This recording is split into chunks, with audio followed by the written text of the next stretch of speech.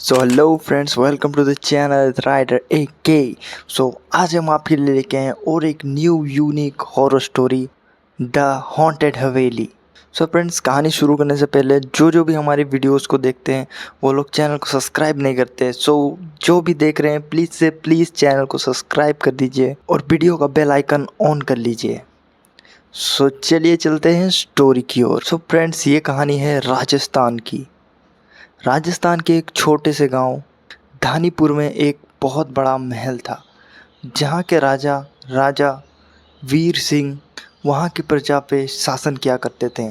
करीबन करीबन 1630 की बात है। उस वक्त वहाँ पर उनका राज था और राजा वीर बहुत ज़्यादा इंटेलिजेंट और चालाक किस्म के बहुत ही समझदार राजा थे और उन्होंने अपनी प्रजा के लिए हर वो चीज़ करके रखी थी जो कि एक अच्छी सिविलाइजेशन में चाहिए होती है। सो उनके उस काल में वहाँ पे बहुत सारी मकबरे बने थे और बहुत ज़्यादा डेवलप था उनका गांव। और उनका जो महल था वो भी बहुत ही ज़्यादा सिक्योर और बहुत ही ज़्यादा सेफ महल था, जहाँ पर कि एंटर कर पाना बहुत ज़्यादा मुश्किल था।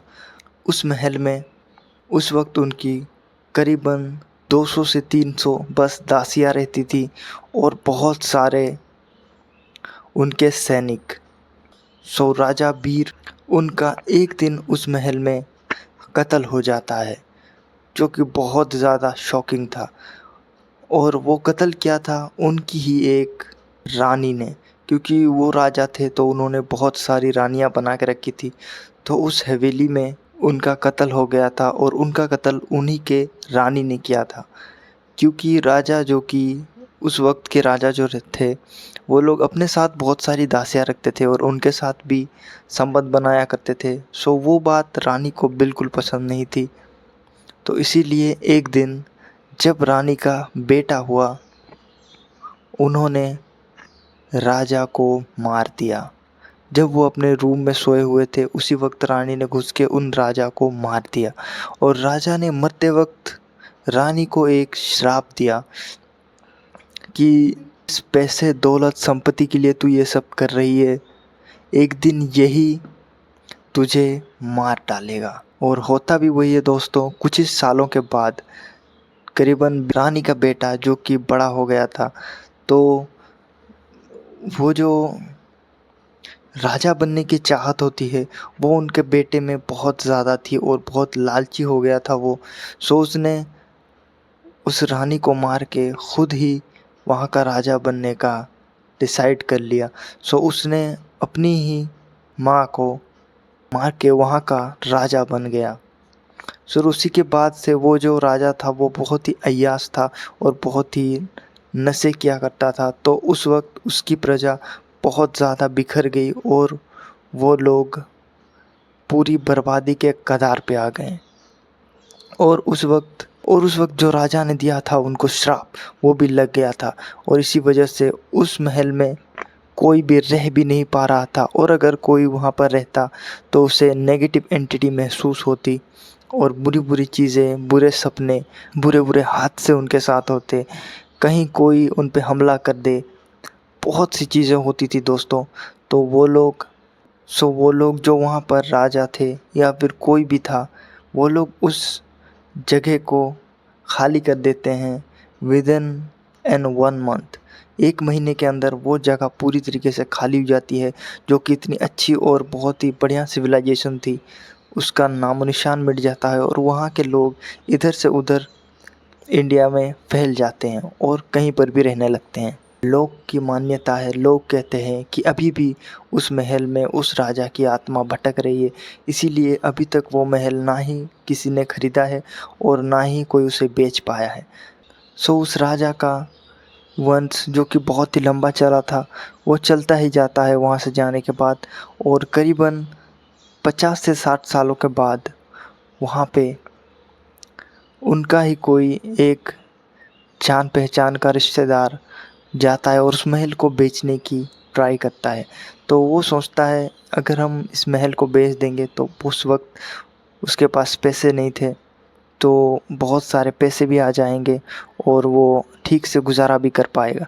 इसी वजह से उसने उस राजा के पूर्वज ने उसे उस महल को बेचने की कोशिश की, लेकिन वो नाकामयाब रहा, क्योंकि वो जिस रात उसको बेचने गया था वो एक दिन उस महल में रुक जाता है, ये सोचकर कि मैं अगले दिन ज़मींदार और सभी को बुला के ये महल बेच डालूँगा। तो वो उस दिन रात को वहाँ पर रुक गया और वो ही उसकी सबसे बड़ी भूल थी।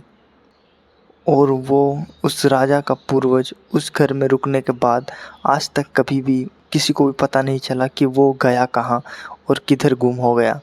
उसका आज तक कोई भी पता नहीं चल पाया है। सो वहाँ पे जिसकी मृत्यु हुई थी उसकी बीवी और उसका और एक बेटा, जो कि जान गए थे कि ये जगह श्रापित है, तो इसको ना ही हम बेच सकते हैं और ना ही कुछ कर सकते हैं। फिर वो लोग भी घर चले जाते हैं। उसके बाद आफ्टर 100 साल के बाद वहीं पर लोगों को बहुत ही चुल रहती है भूत देखने की। तो एक लड़का और उसके क्रू मेंबर्स वहाँ पर आए थे कि ये महल भूतिया है, तो इसे हम डिस्कवर करेंगे और यहाँ पर भूत ढूंढने की कोशिश करेंगे। क्योंकि वो लोग पैरानॉर्मल सोसाइटी से थे, तो वो लोग वहाँ पर भूत देखने या फिर ढूंढने की कोशिश करने के लिए आए थे। सो वो लोग उस वक्त में लोग उनको बहुत ज़्यादा मानते थे और इंडिया में उन सब का बहुत ज़्यादा मान्यता था कि कोई अगर कोई बाबा, भूत, ये सब भगवान, इस सब में लोग बहुत ज़्यादा विश्वास करते थे। तो वो लोग भी वहाँ पर जाके इन्वेस्टिगेशन करते हैं और भूत ढूंढने की कोशिश करते हैं।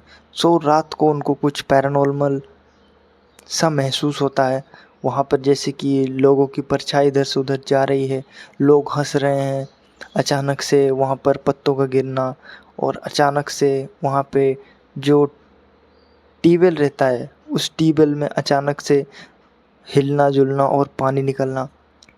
और इसकी तो उन्होंने प्रॉपर वीडियो भी बना के रखी थी, जो मैं आपको दिखा दूंगा, आप लोग देखिएगा।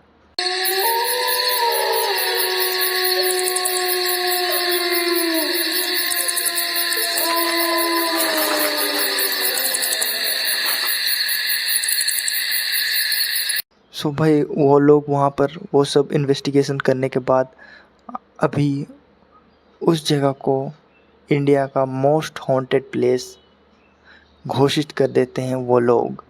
के बाद वहाँ पर जाने की गुस्ताखी बहुत से लोगों ने की और बहुत से तांत्रिक, बहुत से बाबा, उन्होंने जाके वहाँ क्रियाएं करने की कोशिश की, पर आज तक कोई भी सफल नहीं हो पाया है। सो आपको भी अगर भूत देखने की चुल है तो खुद को आईने में देख लीजिए, पर वैसे भूत को देखने के लिए मत जाइए, क्योंकि वहाँ जाके आपका जान का भी खतरा हो सकता है। फ्रेंड्स, कैसी लगी आज की हमारी ये स्टोरी आप लोगों को? अगर तो वीडियो पसंद आ रही है तो चैनल को सब्सक्राइब करके वीडियो को लाइक कर दीजिए और अपने भाई को सपोर्ट करिए। सो आज के लिए इतना ही, चलते हैं। Thank you so much for watching, bye.